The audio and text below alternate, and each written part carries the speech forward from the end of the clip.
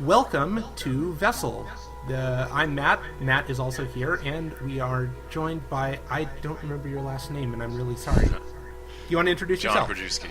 Yeah, my name is John Krajewski. I'm designer and one of a couple programmers on Vessel. I did the physics system, the gameplay, and a whole lot of the game. So hanging out with you guys and talking about it.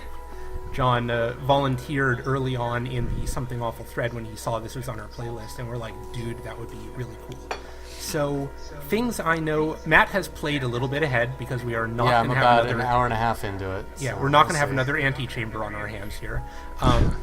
Here's what I know going in. It is a puzzle game that relies a lot on fluid physics and moving little dudes made of water around. And that when I asked one of my friends, who's actually also a game designer in San Francisco, and it's weird to me that you guys have never met, I guess it shouldn't be, but whatever, said, hey, we're doing puzzle platformers. What's a good one? This is the first thing he said. So Awesome. He gave it very strong reviews, and I've been waiting for about 6 months, actually, to play it for the thread. So I'm excited. Cool. Yeah. Anything It's else been, you want really- us to know really- going in?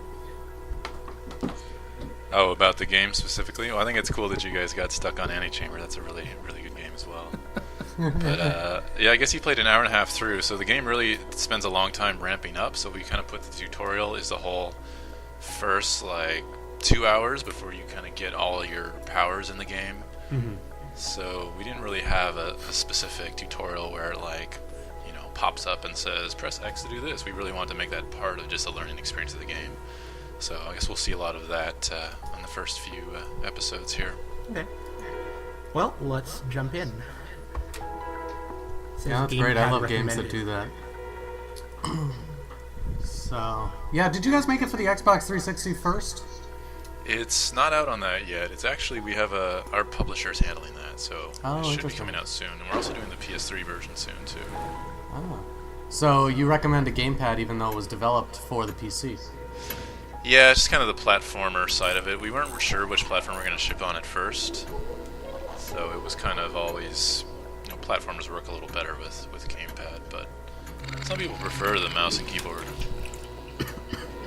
So this is a look at Arkwright's lab here and how we tell kind of his backstory, just this series of pictures of him as an inventor creating these fluoros.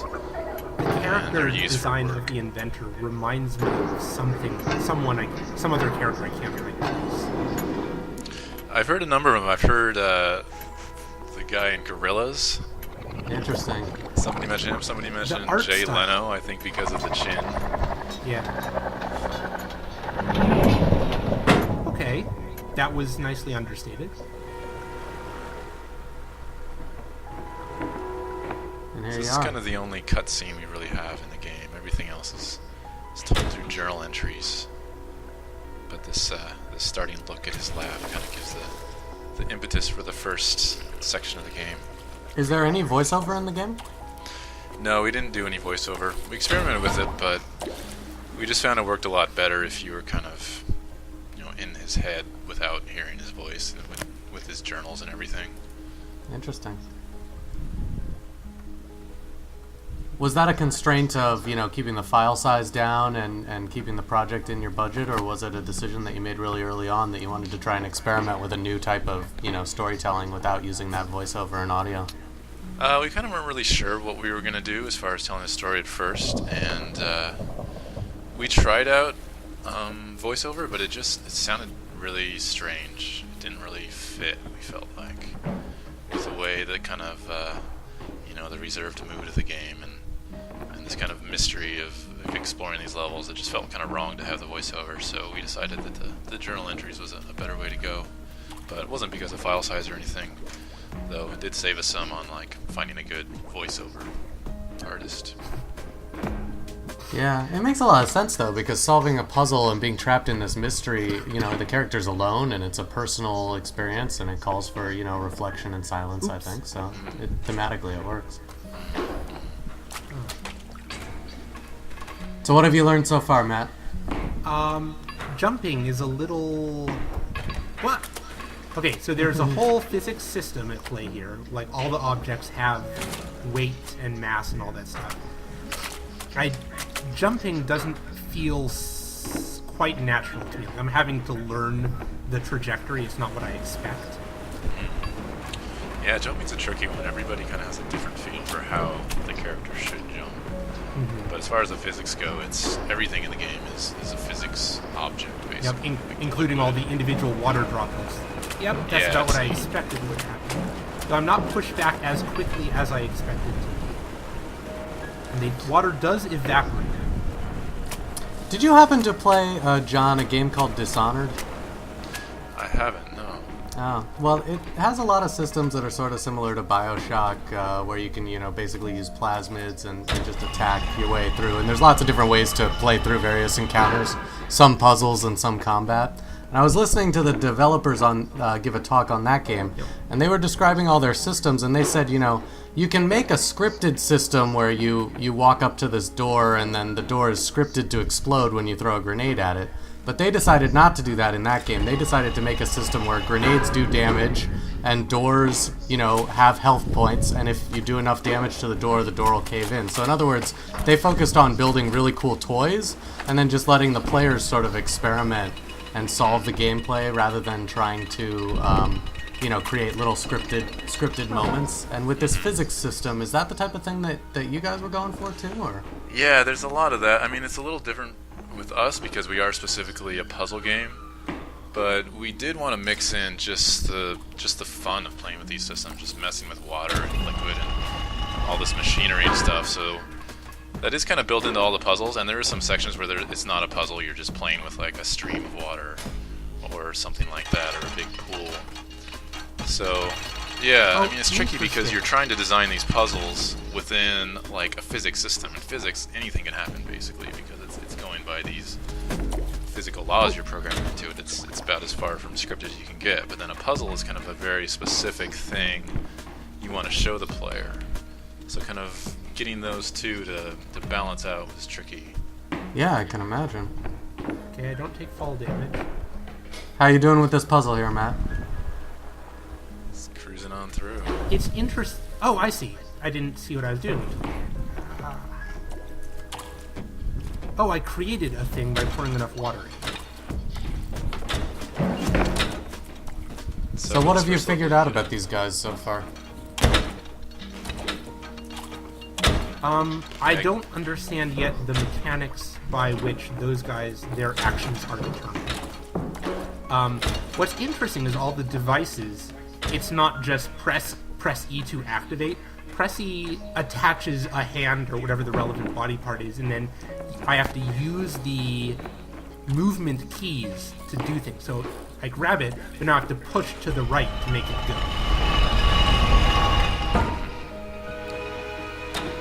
Yeah, that was something we thought was just kind of interesting to bring that physicness to the actual things you're interacting with. So you're kind of pulling them, you're jumping on them.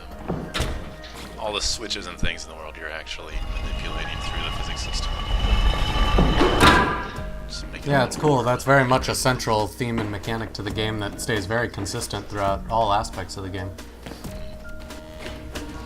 Even the art style kind of goes with that. Like every object you can trace where that switch goes and like what gears it touches and what it connects to. So even just kind of looking at a scene, you can see what connects to what. I will keep an eye out for that in the next room. Yeah, later levels you'll have to like use that. Oh, okay. Interesting. So that switch Oh, I see. Got it. So This is a fun starting one. There you go.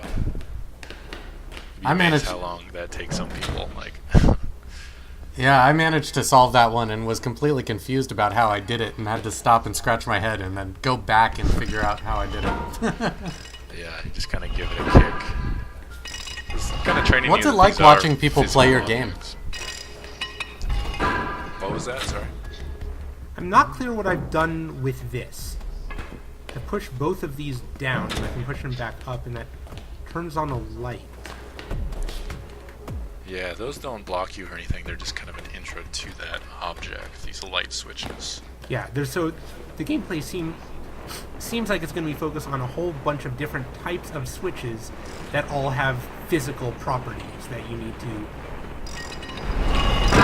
Oh, got it. Oh, that's probably not what I want. I can't... Nope. God damn it. How many times have you watched people play through your games? Did you play test it a whole bunch, or? We did, yeah, and at PAX, we did PAX a few times. And there you get to just watch people play it for like 10 hours a day for 3 days straight. What are some of the emotions that go through, as you're watching people maybe fail or struggle, but also watching them have a lot of fun? It's really cool to watch people. There's definitely an aha moment, this like eureka moment when you're watching people. Like, remember watching one guy, and he was playing a puzzle and he got stuck, and he set the controller down, and for a minute he just like rested with his chin on his hand, and then he like figured it out in his head, and then he picked up the controller and like he was all excited and he solved it. Which is really cool to see when people just kind of put it together in their head like that. But a lot of times we'd see people, when they start like looking behind themselves, then like, okay, they're getting stuck somewhere, or they're facing a challenge. Yeah. Another thing we'd see a lot of is couples would play, and like usually it'd be the guy who drives, and then the girl would like point out where to go, and then be the one actually telling them what to do. That's funny. Okay. So I created a fluoro, but I clearly don't actually understand, again, how their AI works, as it were. Because it ran right into me and died. Yeah, this realization took me a little while to come to as well, and it was a eureka moment, as you explained. So I'm going to go up here and see what it does when left to its... What? What? So you didn't have quite enough water. Huh. I assumed that when the thing came up, that meant it was... Yeah, usually it does, but sometimes the physics system will just... Oh, but now I can just not see the function actual enough. water collecting in that bulb.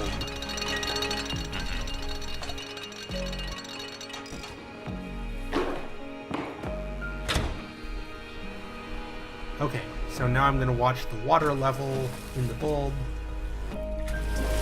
Okay, now I'm getting up here.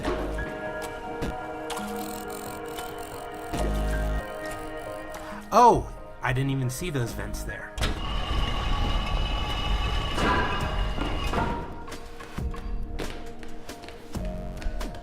Well, I let it do its own thing and it solved the puzzle for me, so that was nice. Okay, so... What does that do? This is kind of what I was talking about before, where we just let you kind of get to know these creatures and how they work. We don't really explicitly tell you. Oh, I see. So the light appears to have summoned the fluoro. Fluoro? How do you pronounce it? Yeah, it's fluoro. Now, will that summon it all the way from in there, or do I have to... It will. Okay.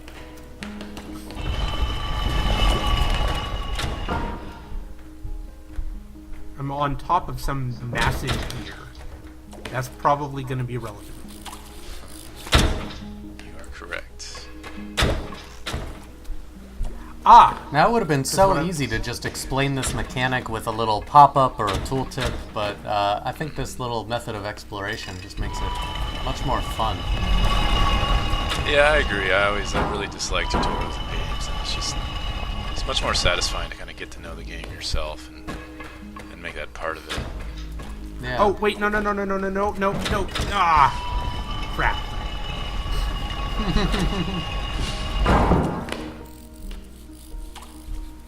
It is great seeing how people go through that sequence. It's kind of a two-step realization in this puzzle. Like, first, they realize, oh, I have to get them to turn that wheel, and then, oh, they realize they got to take them under the wheel and turn it the same way multiple times.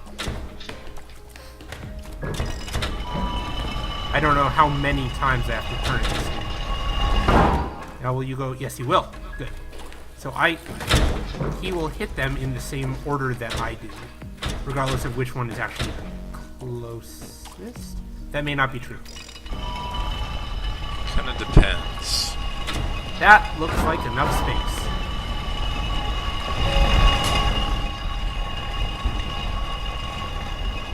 you Oh, go. now I'm doing a thing. This is cool. Here's a little action sequence where you just get to Action sequence. I like it. enjoy the physics and take a tour through this little interesting underground lab he has. Yeah, this is cool. So is this all considered part of his lab, or is that a mystery that's going to be unraveled over the course of the game? Basically, yeah, it's kind of built into a cliffside or a cave or something. Wow. And this is like his back entrance. Okay, so you can die. That is possible. I was curious. Death is possible, but not very punishing in this game, is the approach Yep. we took. That's good. I like that. So what were some of the inspirations behind the art style and the layout of this world that we have been exploring? We really wanted to do something that had kind of a mechanical atmosphere to it. I guess one of the main... Oh, you see, just kick those fluoros off the edge here. Yep. Yeah, that's funny. I didn't do that on my last run. I'm not sure what I did differently exactly. Yeah, it seems to depend just on the position of the physics and everything. But it's kind of another theme of the game is the fragility of these creatures and how easy it is to destroy them and what does it mean to kill these things, and that's something we play with a lot in the game. But back to your question about the art style. So basically what we're going for is kind of this bridging the gap between like living matter, like the player, living people, creatures, and machines. And then fluoros kind of sit in that boundary there. So we wanted to have a lot of exposed machinery, this really heavy gears and stuff. So we went with this steampunk style and made all the gears. Every object you see how it works. You see the inner workings and gears of it. And then just kind of having the fluoros are like an extension of that, somewhere between machines and living things. Wow. That's neat. So did you come up with the idea for the world that you wanted to live in, or the mechanics for the gameplay that you wanted to create first, or did they sort of happen at the same time? It was the mechanics. It's definitely grown out of the mechanics of the game. Specifically the water puzzle platformer, I Got guess, you. would be like the original ideas? Yeah, so originally it started as just a liquid physics engine. I was really interested in developing that. And just making water flow and splash and being able to like spray it with a gun and things like that. And then I tried making a creature out of it, like a creature that would have all its liquid for its body parts. And that seemed really compelling and interesting because you have that flow, like it can go from regular just liquid to like living liquid and back again. And I thought that was really the interesting thing we wanted to base the core of the game around. So we kind of started thinking like, okay, what's a setting, what's a story that could involve these liquid beings, whatever they are, that they come to life, they die. So we kind of went with this theme of the inventor who's created this new life form, kind of the Frankenstein archetype of his invention. And then throughout the game, you see that it starts to change. It kind of starts to evolve and take on a role of its own, and what that means. My OCD sense was flaring up at all the little offshoot passages. There was no way to actually get in and explore those, right? No. You're like me. You play like every nook and cranny of a game. What did that do? Ah. Got it. Okay. This is probably one of the biggest rooms we've been in so far, huh? Yeah, there's quite a large range of scale we have in the rooms. So there's small rooms and they get quite a bit bigger than this as well. Oh, neat. But we did put a lot of work into the camera to try to properly frame what you need to know in a puzzle. So like you can see the view now basically shows you everything you need to know to solve this puzzle.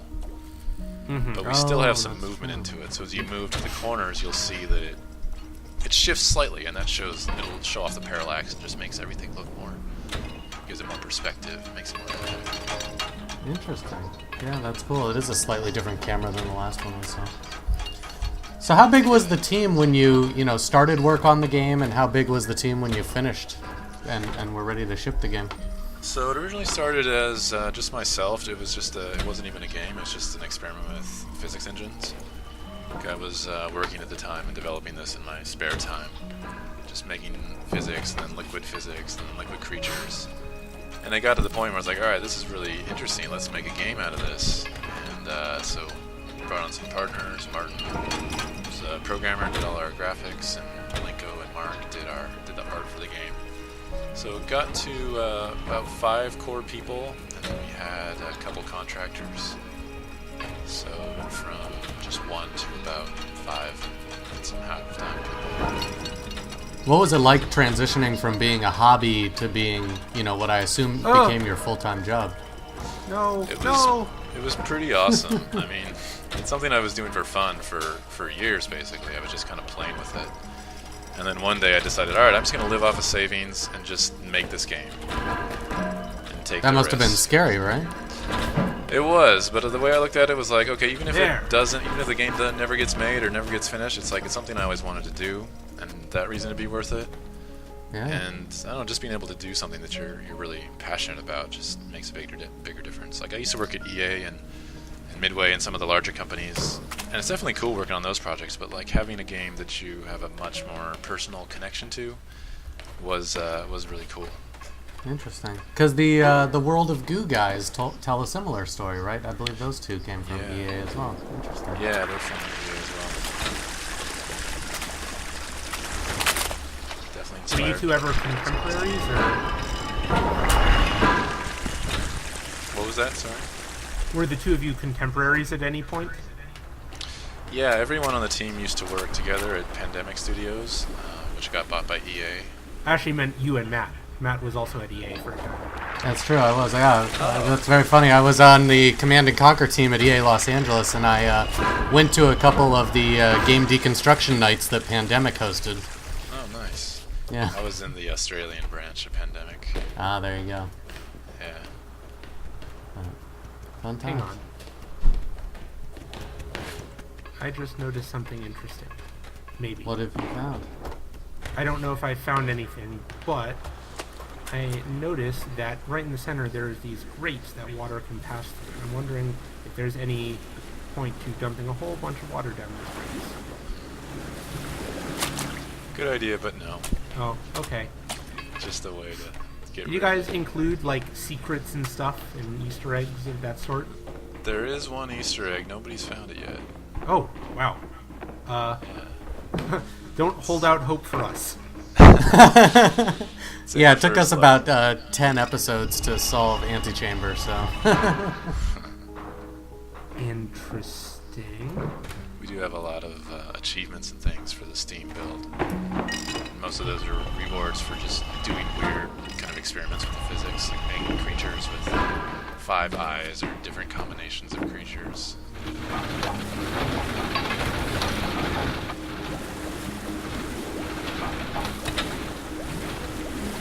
So how long ago did this game come out? March 2012 was our Steam launch date. Oh, cool. PS3 build should be coming out in a few months. Or Wow, that's really exciting. And, looking back on it, have you had a chance to post-mortem it at all? I'm actually doing a talk at GDC Europe next month. It'll be kind of a postmortem. Oh, interesting. Just kind of look at how we did the approach to the programming and design. How those two were really tightly woven together, because that's something we really focus on with this, is that the mechanics and the physics of the game aren't just aesthetics, they're the core of the gameplay. So engineering and design are really tightly tied together. And that's not the case in a lot of game development houses, big and small, I think. Although maybe it is more true in indie game development than it is at major companies like EA. Yeah, usually, I mean, in a shooter, you just see like a body will have ragdoll physics on it, or you'll see like water effects on, aesthetics on a window or something. But it's pretty rare that it's actually a major part of it. Although the gravity gun in Half-Life 2 was a really awesome first example of like a great use of physics in the game. Yeah, that's what Okay, what is this little dude gonna do? Gonna waste all that water. So this puzzle's really testing your kind of understanding of how these creatures operate, because they do operate in a very specific and defined way. Oh! Because when these things are full, the lights turn on.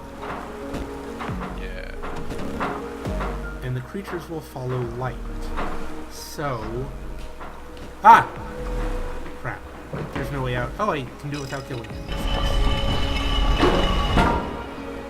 Okay. So I need to get him to hit...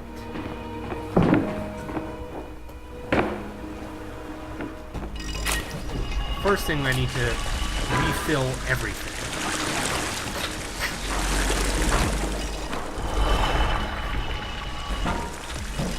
Wait, did I just screw myself over there? No, you're on the right track. But I can't... Or can you? But can I get back in? Wait, can I move this from up here? Yes! Good. Okay. So when you're building puzzles, do you intentionally build some of them that, you're okay with people stumbling through and just finding a way to solve, by happenstance, but then eventually it comes time to put together essentially an exam, which I guess this room is sort of like that, and it's like, now prove to me that you actually understand what you've been doing. That's a good way to put it, exactly. Like you saw the previous levels, you had one of these canisters that you fill up and a button pops up. So you kind of learn how it works. That right there is some really strange water physics. Yeah, you're in the pool there. That's entertaining. But yeah, that's a good way to put it. We teach you all the ingredients you need to learn something, and then we give you the exam, or you have to put it together in your head. But you always have all the pieces you need to solve. Yeah. How did that feel for you as a player, Matt? Did you feel like you were being tested? Yeah, I thought it was really interesting how much misdirection there was. Because I thought the point was what you did with the water itself and filling up all the different barrels and stuff, but that's not the case. The point was what happens when they're full and the lights that turn on. The actual water itself was almost irrelevant.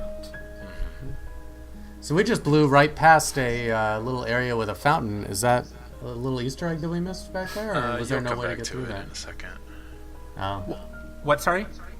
You'll come back to the fountain. Yeah, after there is definitely no way to solve that with just our own body. Correct. Which some people don't realize. One of the worst problems you face in games like this is people think they can almost solve something. Like those doors you saw just above where you hit the button. Some people thought that they could like hit the button if they're fast enough they would do it, and they'd spend like ages just trying to do that. So yeah, I've definitely been there as a player. Yeah, so it's really important as a designer to try to, when a solution doesn't work, to make it obviously the wrong solution. Yeah, I can imagine.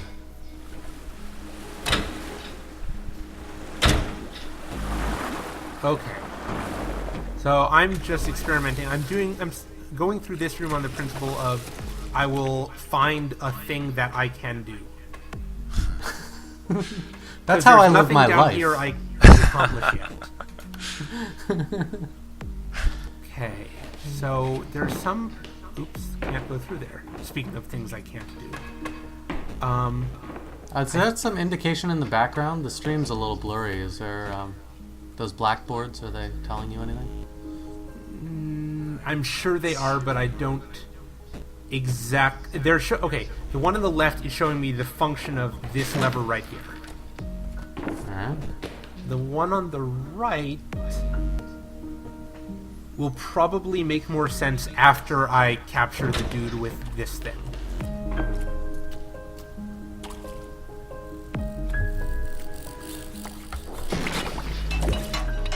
Nice shot. First try. Thank you. Well, I played with it enough to catch the timing.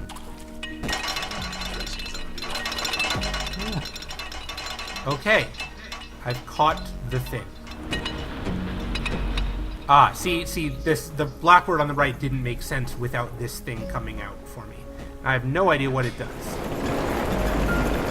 Sounds like a great reason to pull it. Oh gosh, it turned it into steam to power the machine. I just killed that guy for his water. Wait, what? Hang on. What is this? It's a dude? have new seed acquired.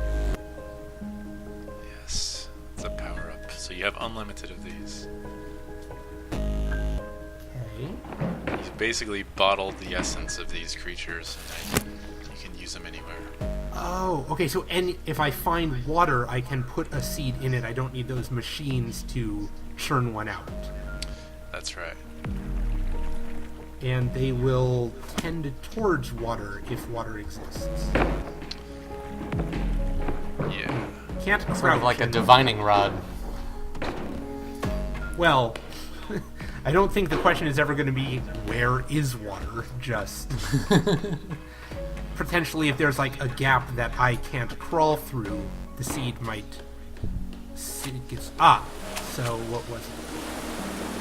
Okay. E, Q. Q and then E. I should probably... It's going to jump up and do those buttons for me in order. Well, that's useful. Wrong order. Why did it do it in that order? I'm not sure why. Usually they do it in the other order. Must have to do with which one had the light on, because of the way They you were left all it previously. red. Now see, I bet you...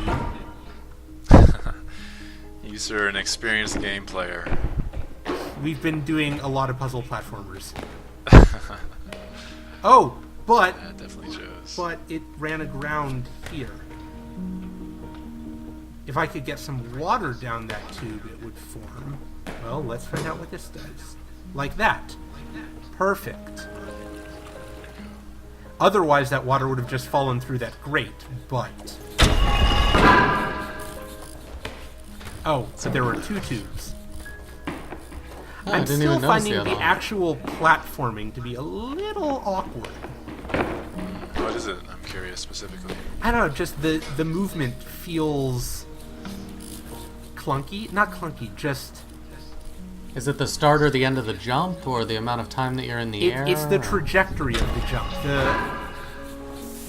I'm not sure how to phrase it. It doesn't feel natural. Or rather, it doesn't match your expectations. Like, you expect him to land in a certain point over the course of the jump. Sort of. Yeah, it's too fat. Oh, I see. Yeah, every game's so different with jumping. It's Oh, and now this expects me to actually be able to... Nope.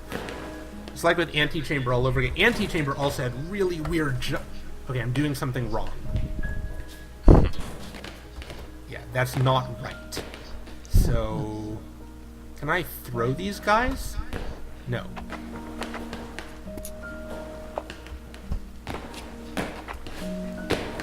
Oh, what if I... no, come back here. You're starting to sound like a mad scientist yourself there, Matt. Oops. Oh, I see. Okay, so screw that. Screw you.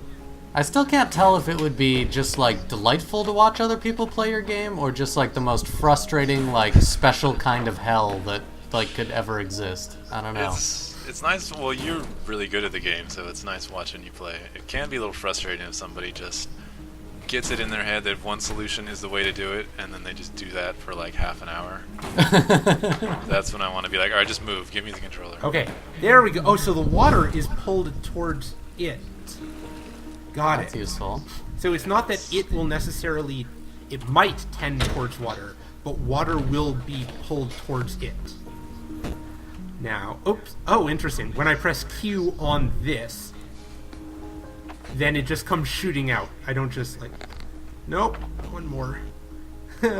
I'm making a garden.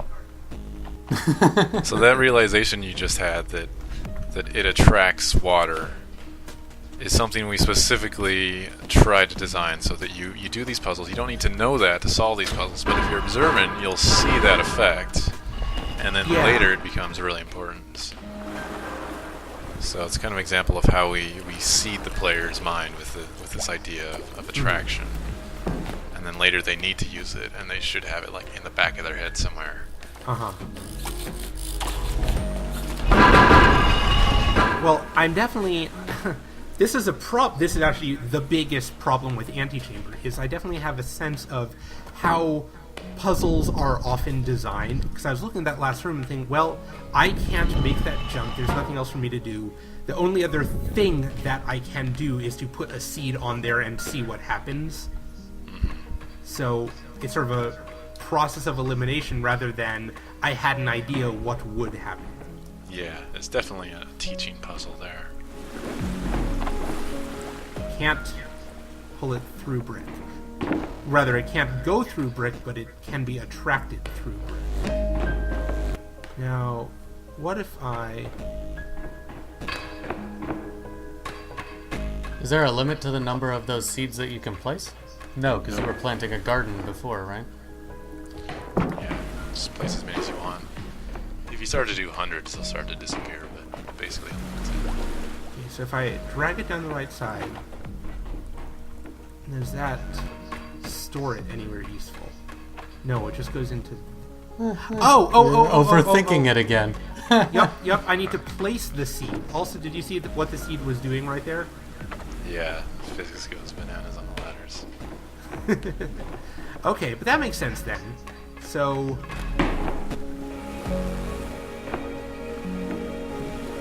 I think I want to be one further up. Yep, I'm not there sure we go. about that. Oh, really? Interesting, so I actually clever. want to use the hydrophilic properties. Exactly, so that's where that effect you observed, now you have to do it. Yep. And a So I lot of don't people, even- it takes them a while before they, like, that clicks. So it wasn't even And the that... first time you mentioned it was actually in the journal. Yeah, the journal tells you, so... That a lot of was people, if they helpful. get stuck, they'll go and read the journals a little more closely. It was surprising because I had this idea that seeds, the point of seeds was to become florets. And they have their own useful properties as seeds. Exactly. There's always this kind of secondary effect with everything in the game. It's a little bit like science. It's like using some subtle effect you notice and just stretching it out and making it a key thing. So, this does not appear to be a lever with any purpose other than getting me to the other side. Oh! Okay. Interesting. So this is a big set piece kind of boss battle of the introduction, basically, where you just get a lot of experience with just visceral physics and these creatures creating themselves infinitely, getting smashed and creating more. So what percentage of the game's, mechanics and puzzle toys in the toy box would you say you've rolled out to us over the course of this intro level here, intro sequence? Not a large percent. So we've seen one type of fluoro. There's several more. You get a backpack in the game that lets you suction and spray liquid, and that's a big part of the game as well. Wow. So we're very early into the types of puzzles we're going to encounter here. Yeah. And every new creature you encounter has something unique about it that really mixes with the other things you've already learned as well. So anytime we introduce Whoa! something... I didn't see that coming. Okay. Ow. I just plain didn't notice those hammers. Spiked hammers. It's the beautiful Okay. chaos of this. Good, so it saved the last thing that I accomplished. One game that I really loved, Plants vs. Zombies, actually rolled out a new plant every other level, straight on through until the very last level of the game. They're just constantly introducing new toys to the very end. So in a sense, that entire game is a tutorial. It just never ends. Yeah. Yeah, I think that's it. I mean, puzzles are basically tutorials. You're like trying to teach them something, you're trying to show them something. At least the way we did it. Like, we aimed for nothing arbitrary. Like, every puzzle in the game is based on a consequence you should be able to infer yourself, basically. Like the bending liquid in that earlier puzzle you just did. That's an effect you saw before, so there's really nothing unfair about it, I would say. Like, we've given the player everything they need to have about it. That's actually one of the main differences between this game and other games we're playing that have a focus on, shall we say, usability, as compared to the game like Antichamber that we were just playing. But I feel like the whole point of Antichamber is like the developer just basically saying, I'm smarter than you, constantly. He's just like basically flaunting that there's an easy solution. In fact, you can solve all of Antichamber in like 10 minutes if you're insanely smart and insanely lucky. But there's no way that you could solve this game. Even you, the designer of this game, could probably not solve this game in 10 minutes, I would imagine. No, it's like 3 hours minimum if I do it as fast as possible. Yeah, exactly. And that's knowing everything that you need to do. Oh, he's standing on a thing. Because I think it's really easy to just be smarter than the player, you know, as the designer. I think the challenge in the art is in, you know, allowing the player to have those eureka moments. I didn't have very many of those in Antichamber, man. That game just frustrated the hell out of me. Yeah, it's pretty punishing. But it's kind of a different approach than the games like Monkey Island or like the old adventure games, where it is really... I don't know how I would characterize the puzzles. I guess they're more story-based, or like maybe, I don't know, common sense based, but it's still like nonsensical stuff. But in this game, it's like we try to give it, it's like everything is presented up front first. It's all about that. Oh, hang on. So back here, this is the lab from the opening cutscene, isn't it? Yes, that's the outside where I started. So you're back to start now. Yep. Okay. Cool. And there is an arrow. That's cool. Well, I unlocked the achievement. So this is basically, we've completed the first chapter then. Yep. Well, much. tell us, will there be a really good stopping point coming up in a bit, or have I passed the really good stopping point? Just in a little bit. This is kind of the cap puzzle right here, and then you'll see this cool room. We'll talk about that, and that'll be a good stopping point. Okay. Awesome. So after you guys had this made, you made the game because you were, you know, it was a passion project. You said you were living off your savings. You just wanted to do it. So did you try and find the publisher while you were making it, or did you just say, you know what, my friends and I are going to make a great game, and then we'll figure out how to make money later? Right. We did try to find a publisher. We found IndiePub who funded us. It wasn't really a full funding. It was more of just kind of enough to keep us going, and then we share in the royalties as we go. Which is kind of what we're looking for, is we wanted to, get most of the profit and take most of the risk for the game. So right. It definitely helped things along. I mean, I was able to live off savings, but it allowed us to kind of grow the scope and make the game more into what we really wanted to do. And plus, some of our team members were part-time until we got funding, and then they're able to come on full-time. So really kicked it into higher gear, which is nice. And as a result of getting it out on Steam, are you guys able to, this is your full-time job now? You're not living off your savings anymore? You don't have a second job? That's cool. Yep, that's right, yeah. That's the dream. You guys did it.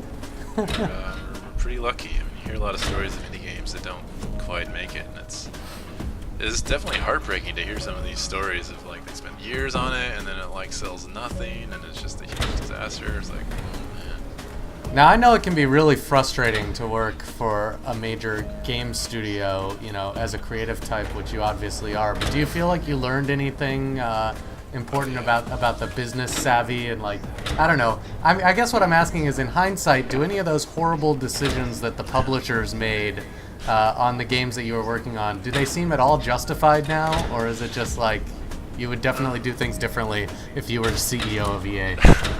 I would definitely do things differently. I mean, I worked on a game for 2 years as a Batman game at EA that got canceled. Yeah. And before that, I worked on a game called This Is Vegas by Midway, and they spent like $50 million on it, and it got canceled. Wow. And just like the number of bad decisions and wasted money, it's like if I had 1% of that budget, I could make a really cool game, So seeing those kind of things, it makes me think, like, I don't know. There's better ways you can do stuff, but I mean, it's not an easy task to make, especially a huge game like that. So it's you definitely learn a lot from being at these companies, and it really helped. Like if I'd gone straight into indie development out of school, that would have been an option, and I know a lot of people that do that. But having that experience at a large company and like being connected to these other people, like really smart people that you can learn from, just really gives you a lot that you wouldn't have got otherwise. So it sounds like the most important thing was just the Rolodex that you had as a result of having been at a big company for a while. That definitely helped a lot, because all my partners on this were from EA, people I'd worked with before. But I mean, you can also meet people through school, so it's another way to do it. Yeah. But the biggest difference from going indie Wait. was Light bulb's about to go off. I think... yep, a light bulb. Is this... No. Hang on. I don't see how to get the water over... Oh, okay. Light There bulb. it is. Eureka moment. Recorded on YouTube. Let's see if that's Yes.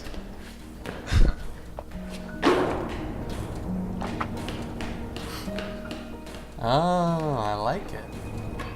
Very nice. Nice thing about most of these puzzles is once you figure out how to do it, it's generally really easy to do. So it's the challenge is putting the pieces together. Oops. You were close. You probably just tilt that. Yeah, I gun think that's down. just an aiming problem here. Just reposition the weapon, you should be fine. Or I would go the other way. Yeah, well, I meant to. Oh, okay. The controls are insufficiently intuitive. Like, We I understand surprisingly what don't do. We surprisingly don't do a lot of backseat puzzle solving, even though you'd think we would do a lot more doing this on YouTube so much. Okay, I think I just have too many seats. I'm gonna remove some of them. You were about to tell us the biggest I thing was. for going What indie. was I saying? Oh, the biggest difference from going indie from working in another company was that as an indie you have to wear a lot of hats. Like I was an AI programmer in EA, so I had a very specific type of problem I'd work on, very specific things I'd do. But once I started working on Vessel and a Strange Loop, now like everything was my problem. I'm doing the design. There we go! Nice. Ah! And it just made me such a better engineer to have to do the design side, because suddenly all these things you thought were important were just like distractions. And I think that's made the most difference. Blaming the tools. It's a poor Okay. craftsman that blames his tools. I love that saying. Yeah. Alright. You kind of start to see his That was very fair. his relationship he has with these creatures. Like they basically took over his laboratory. You see, they locked him out at the start of the game, and then they had completely replicated themselves and taken over his laboratory. So Cool. you can Well, I see think them this as is a useful. wonderful point to cap episode 1. Yeah, it's a good spot. Yeah. Great. Well, yeah, it's fun to watch you guys play. Thanks a lot for joining us. It was really interesting to just hear all about the game as I was playing it instead of having to try to think of interesting things to say myself. Yeah. My pleasure. Maybe I'll catch up with you guys later on in the game. Yeah, that'd be Sounds great good. to have you come Sounds around later on in the game when we're closer to the end and get your thoughts on how much we've learned and grown as players playing through this experience. I'd like to see that. Well, congratulations again on making a great game. I mean, it's one thing to come up with a cool idea, and it's another thing to actually have the willpower and the drive to put your savings on the line, put a team together, and just make a game. And then to do all that and have the game be great and have it be successful, it's just incredible. So congratulations. Thanks a lot. Thanks And a lot. Appreciate that. my initial impressions as a player are, I'm impressed with the way it's got a very the mechanics of the puzzle and the tools you have to work with and the way you interact with the environment is very different. Like when I heard it was a water fluid physics a fluid physics puzzler, my first thought was Liquidity, which was the tilt control fluid physics thing for the Wii, and it's totally different implementation of that. And it's cool. It's doing the thing I like in a puzzle game, which is it's training my brain to think in different ways. Like it's just a totally Yes. you're introducing really new ideas and teaching them effectively. And like you were talking about, there was a lot of teaching, and eventually I figured it out. But I had all the hints I need to wrap my brain around the new way of thinking about the problem. Yeah, you picked it up really quick. It was good to watch. And it gets a lot harder from here as well. So Oh boy. we'll see how that goes. There's also an interesting part I'll point out coming up soon. The way we implemented the store, like the store in the game, Huh. you'll see in a little bit as well. And it's all physics driven in kind of an interesting way. So that really uses the same mechanics you're talking about. But Interesting. we'll We'll let you keep an guys eye out encounter for it. that. Cool. Well, thank you for joining us, and we will definitely have you on again in the future. My pleasure. All right, enjoy, guys. See ya. Cheers.